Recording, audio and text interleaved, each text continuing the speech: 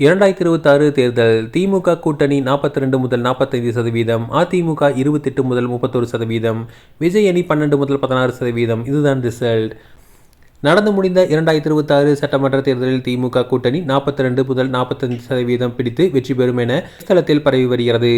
85.15 என்ற உயர்ந்த வாக்குப்பதிவு பார்க்கும்போது ஒரு பெரும் அரசியல் அலை போல் தோன்றினாலும் அதன் உட்புற கணக்கை ஆராய்ந்தால் அது அவ்வளவு அபூர்வமானதல்ல.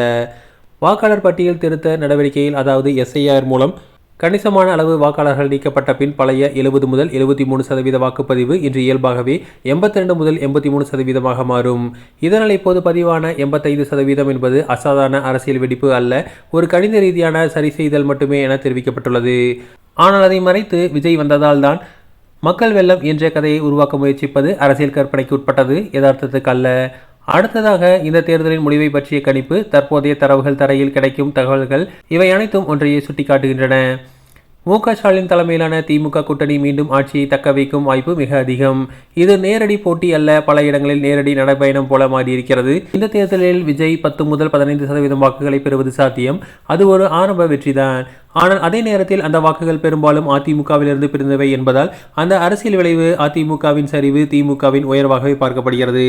இறுதியாக இந்த தேர்தல் ஒரு வரியில் சுருக்க வேண்டுமெனில், ஒரு வலுவான ஆளுங்கட்சியும் பலவீனமான மற்றும் பிளவுபட்ட எதிர்க்கட்சிகளும் சந்தித்த தேர்தல். அதன் விளைவாக 200 இலக்கு, 180 நிச்சயம் என்பது அரசியல் கோஷம் மட்டுமல்ல, நிலவரத்தின் கணித பொருளாக உள்ளது. தமிழ்நாட்டில் வாக்காளர்கள் எப்போதும் ஒரு விஷயத்தில் தெளிவாக இருப்பார்கள். யார் ஆட்சி செய்ய வேண்டும் என்பதை விட யார் ஆட்சி செய்ய விடக்கூடாது என்பதில் தெளிவு பெற்றவர்கள். இந்த தேர்தலும் அதை நோக்கியே செல்கிறது. எனவே திமுக ஆட்சியை அமைக்கும் என எதிர்பார்க்கப்படுகிறது.